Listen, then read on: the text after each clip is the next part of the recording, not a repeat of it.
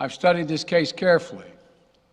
I've overseen more Supreme Court confirmations than anyone today, where this case was always discussed.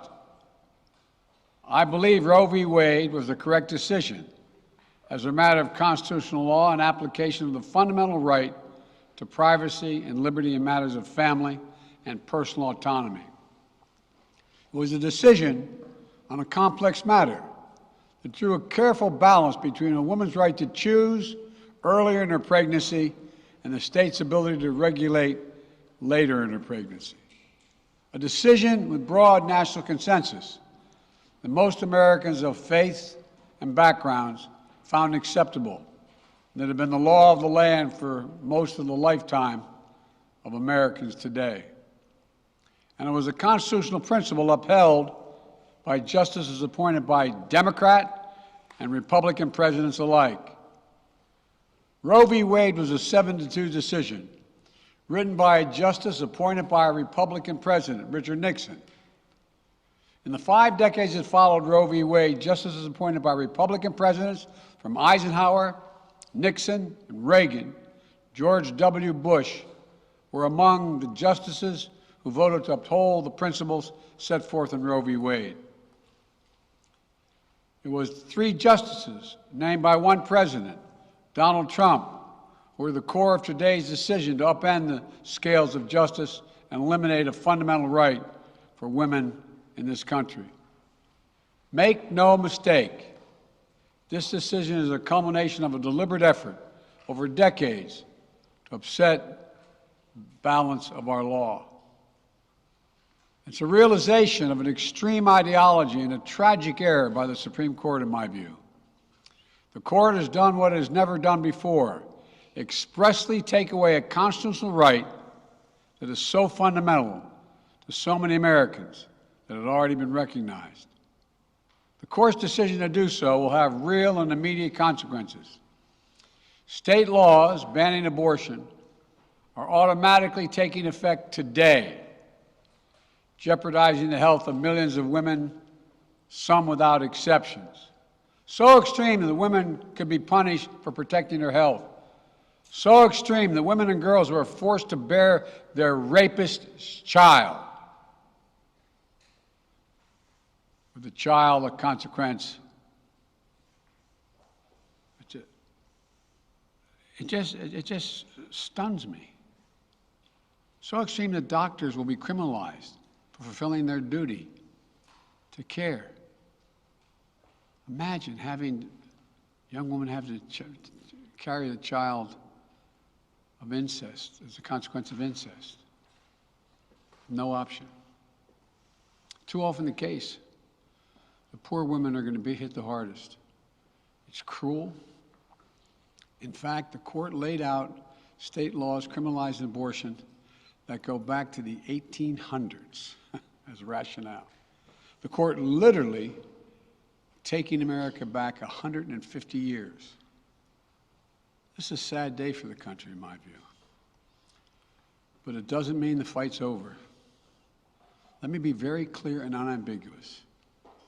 The only way we can secure a woman's right to choose, the balance that existed, is for Congress to restore the protections of Roe v. Wade as federal law. No executive action from the president can do that. And if Congress, as it appears, lacks the votes to do that now, voters need to make their voices heard. This fall, we must elect more senators and representatives who will codify women's right to choose into federal law once again. Elect more state leaders to protect this right at the local level. We need to restore the protections of Roe as law of the land. We need to elect officials who will do that. This fall, Roe is on the ballot. Personal freedoms are on the ballot.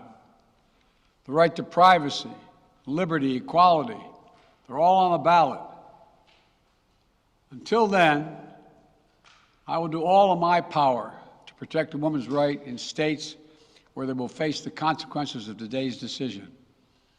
While the court's decision cast a dark shadow over a large swath of the land, many states in this country still recognize a woman's right to choose.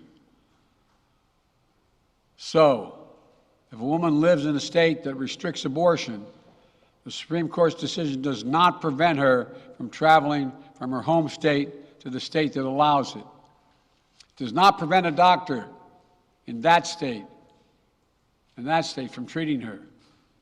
As the Attorney General has made clear, women must remain free to travel safely to another state to seek care they need. My administration will defend that bedrock right.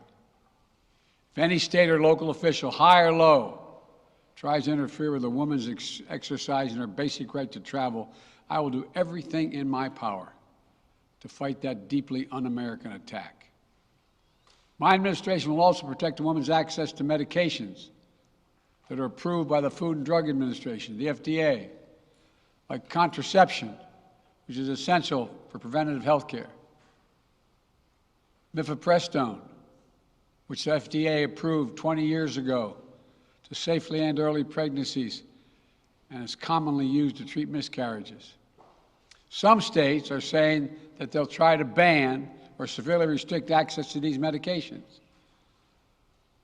But extremist governors and state legislators are looking to block the mail or search a person's medicine cabinet or control a woman's actions by tracking data on her apps she uses are wrong and extreme and out of touch with the majority of Americans. The American Medical Association, the American College of Obstetricians and Gynecologists, wrote to me and Vice President Harris stressing that these laws are not based on evidence and asking us to act to protect access to care. They say by limiting access to these medicines, maternal mortality will climb in America. That's what they say. Today, I'm directing the Department of Health and Human Services to take steps to ensure these critical medications are available to the fullest extent possible. And the politicians cannot interfere in the decisions that should be made between a woman and her doctor. And my administration will remain vigilant as the implications of this decision play out. I've warned about how this decision risks the broader right to privacy for everyone. That's because Roe recognized the fundamental right to privacy that has served as a basis for so many more rights that we've come to take for granted, that are ingrained in the fabric of this country. The right to make the best decisions for your health. The right to use birth control, a married couple in the privacy of their bedroom, for God's sake. The right to marry the person you love. Now, Justice Thomas said as much today. He explicitly called to reconsider the right of marriage equality, the right of couples to make their choices on contraception. This extreme and dangerous path the court is now taking us on. Let me close with 2 points. First, I call on everyone, no matter how deeply they care about this decision, to keep all protests peaceful. Peaceful, peaceful, peaceful. No intimidation. Violence is never acceptable. Threats and intimidation are not speech. We must stand against violence in any form, regardless of your rationale. Second, I know so many of us are frustrated and disillusioned that the court has taken something away that's so fundamental. I know so many women are now going to face incredibly difficult situations. I hear you. I support you. I stand with you.